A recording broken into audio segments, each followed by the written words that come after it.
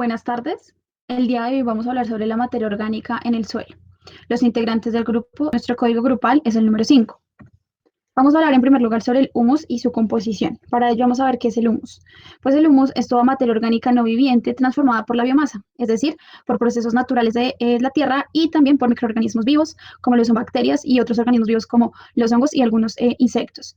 Prácticamente el humus influye sobre todas las propiedades del suelo, tanto físicas, químicas y biológicas. El humus se puede dividir en dos, sustancias húmicas y sustancias no húmicas. Por un lado, las sustancias húmicas poseen grupos funcionales activos como carboxilos, oxidrilos, fenólicos, etcétera, que se disocian según la acidez del medio. Se encuentran en ambientes naturales y en ambientes artificiales. Tienen actividad redox, que permite que sean transportadores y receptores finales de electrones. Con ello pueden desempeñar diferentes roles en la naturaleza, como la bioremediación, también ayudan a la degradación de contaminantes en el suelo y también la regulación de emisiones de gases, entre otras. En cuanto a las sustancias no húmicas, pueden representar hasta el 30% del humus y están constituidos por compuestos orgánicos y químicamente definidos, como son carbohidratos, grasas, ácidos orgánicos, pigmentos, proteínas y en general materia orgánica soluble. El humus tiene una característica principal y es que su color es negro. Es debido a que almacena una buena cantidad de CO2.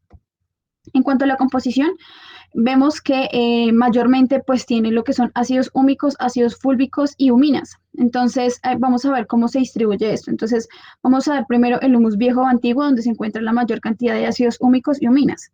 En ese sentido, las huminas son moléculas de un peso molecular considerable y se forman por entrelazamientos de los ácidos húmicos. Al ser aisladas, tienen la apariencia de plastilina. Los ácidos húmicos son compuestos de un peso molecular menor y, al igual que los huminas, poseen una alta capacidad de intercambio catiónico. Es una característica muy importante para la nutrición vegetal. El humus viejo realmente lo que hace es retener el agua e impide la erosión, sirviendo también como un lugar de almacenamiento de sustancias nutritivas.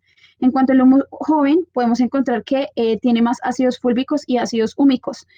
Entonces poseen un menor grado de polimerización. También los ácidos húmicos se forman por polimerización de ácidos fúlbicos. Estos últimos se forman a partir de la descomposición de la lignina, es decir, por minerales, y una de las principales fuentes de humo se encuentran en la mina, pero hay fuentes orgánicas como lo son el humus de lombriz, el humus de termitas, el humus de cucarrón, entre otros, que además aportan unas sustancias húmicas mucho mejores, ya que tienen una buena cantidad de microorganismos benéficos y son elementos nutricionales importantes y más aceptados en la agricultura orgánica y ecológica. Características físicas del suelo. Textura. Es la proporción de componentes inorgánicos como arena, limo y arcilla. Influye en la fertilidad, contenido de materia orgánica y retención de humedad. Estructura. Se define por la forma en que se agrupan las partículas, afecta a los procesos de aire, movimiento de agua y erosión. Profundidad. Es la distancia desde la superficie hasta donde se desarrollan raíces y se encuentra actividad biológica. Densidad. Se refiere al peso por volumen del suelo. Existen dos tipos, real o aparente. Color. Depende de los componentes y varía con el contenido de la humedad, materia orgánica y grado de oxidación de los minerales. Porosidad. Es el porcentaje de volumen del suelo donde se distinguen macroporos y microporos. Consistencia. Es la resistencia del suelo a la deformación o ruptura. Puede ser dura, muy dura o suave. Características químicas del suelo. Capacidad de intercambio catiónico. Es la cantidad de cationes que la superficie puede retener. pH. Indica si el suelo es ácido o alcalino. Se determina por la cantidad de iones H+, el valor ideal del pH es 6,5. Carbono orgánico del suelo. Aumenta la capacidad de intercambio catiónico. Nitrógeno del suelo. Se encuentra en forma de amonio o nitrato. Salinización del suelo. Es la acumulación de sales solubles en el agua, la cual produce la degradación. Alcalinización del suelo. Es el exceso de sodio intercambiable en el suelo, se da en regiones áridas y Reacciones de semiáridas. transformación de la materia orgánica en el suelo. Descomposición de los restos vegetales. Migraciones mecánicas, oxidaciones y hidrólisis pueden ocurrir bajo acción directa de las precipitaciones atmosféricas o de la reacción ácida o básica del suelo, del viento o los cambios de temperatura. Se dividen en dos grandes grupos, restos orgánicos frescos. Este está representado por compuestos conocidos en la química como proteínas y aminoácidos, hidratos de carbono simples y compuestos, ácidos orgánicos, ceras, resinas, ligninas. Estos constituyen entre el 10 al 15% de la reserva total de la materia orgánica en el suelo. Las sustancias húmicas. Estas sustancias constituyen entre el 85 y el 90% de la reserva total del suelo y es de la descomposición de los restos que se incorporan en el suelo depende de su composición química, así como de las condiciones del medio, dado que estos factores influyen en la actividad microbiana. Todos los tejidos vegetales contienen en términos generales los mismos grupos de sustancias, pero la proporción de estos son muy variables. La humificación. La humificación es el proceso de la formación del humus y es la responsable de la acumulación de la materia orgánica en el suelo. Existen varios caminos para la formación de las sustancias húmicas. Por muchos años se pensó que las sustancias húmicas eran derivadas de la lignina y esta es incompletamente utilizada por los microorganismos y el residuo es transformado en partes en el humus del suelo. Modificaciones en la lignina, incluyendo pérdidas de grupos metoxil con la generación de hidroxifenoles y la oxidación de la parte alifática de la cadena para formar grupos de ácidos carboxílicos. Este material está modificado y sujeto a posteriores cambios no conocidos para producir primero ácidos húmicos y luego los ácidos fúlvicos. Por otro lado, la lignina juega un rol importante en la síntesis del humus, pero en forma diferente. En este caso, los aldehídos fenólicos y ácidos liberados de la lignina durante el ataque microbiano sufren la conversión enzimática a quinonas, las cuales se polimerizan en presencia o ausencia de compuestos aminados para formar macromoléculas precursoras del humus. Los polifenoles son sintetizados por microorganismos a partir de fuentes carbonadas como la celulosa.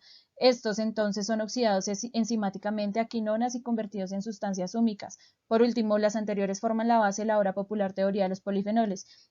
Este material de partida consiste en compuestos orgánicos de bajo peso molecular a partir de los cuales grandes moléculas son formadas a través de la condensación y la polimerización. Otras de las reacciones que genera la transformación de la materia orgánica en el suelo es la nitrificación. Pues esta proviene después de que los organismos descomponedores transforman la biomasa en algunas, sintetizan en algunas sustancias como lo que es el amonio. Este compuesto nitrogenado que es capturado por microorganismos de la familia nitrobacterias como las nitrosomas, los cuales pues capturan ese ion amonio y en una reacción aerobia lo transforman en nitritos, los cuales pues también en una reacción aerobia por medio de las bacterias Nitrobacter transforman en nitratos. Esta sintetización de los compuestos nitrogenados por medio de la oxidación pues facilita una mejor asimilación por parte de los microorganismos del suelo y de las plantas. Otra de las reacciones que se generan es la sulfooxidación. Pues en esta también el ácido sulfídrico que viene desde la atmósfera es capturado por los microorganismos y por medio de una oxidación biológica, una oxidación aerobia, pues transforman ese ácido sulfídrico, genera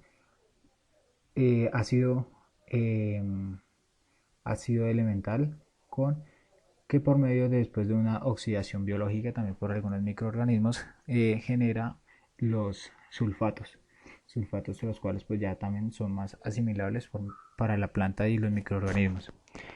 Estos microorganismos que generan esta síntesis del ácido sulfídrico son quimiolito-autótrofos y fotolito-autótrofos, como las ciobacterias, las sulfobacterias y las tirobáceas. Las tiorrodáceas, pues que las cuales generan unos mejores unos elementos más sencillos para la mejor asimilación por parte de las plantas y los microorganismos, generando así una mayor transformación del suelo. Composición química del suelo luego de la transformación. Una de las formas de evaluar la composición química del suelo luego de su transformación por la materia orgánica es por medio de la capacidad de intercambio catiónico. El proceso de intercambio iónico es debido casi en su totalidad a la fracción arcilla y a la materia orgánica. La capacidad de intercambio catiónico se define como el número de cargas negativas del suelo y se expresa en miliequivalentes sobre 100 gramos del suelo. Cuando el suelo presenta un aumento en el pH, trae como consecuencia un incremento en las cargas negativas, por lo tanto la capacidad de intercambio catiónico aumenta y esto reflejaría una cantidad alta de materia orgánica en el suelo. Si la capacidad de intercambio catiónico es menor a 10 miliequivalentes sobre 100 gramos de suelo, es baja. Si está entre 10 y 20, media. Y si está entre 20 y 30, alta. Y si ya es mayor a 30, es muy alta. Influencias del pH sobre los diferentes elementos en el suelo y otras características, como lo son el nitrógeno. La disponibilidad de este elemento depende de la mineralización de la materia orgánica por parte de los microorganismos y se da en valores cercanos a un pH de 7. En el caso de calcio, magnesio y potasio, pues estos elementos aumentan su solubilidad con un pH de 7 a 8.5. la capacidad de intercambio catiónico en suelos ácidos disminuye. En el caso de hierro, manganeso, pues se encuentran disponibles en valores ácidos, ya que en pH alto precipitan en compuestos insolubles, y el pH óptimo para el manganeso está entre 5 y 6.5 y para el hierro está entre 3.5 y 6.5. El pH influye en otros elementos como lo es el cobre, el fósforo, el azufre, el zinc, el boro y el molibdeno. Las características en las que influye es en el porcentaje de saturación de base, capacidad de intercambio catiónico y por último en la concentración de iones tóxicos.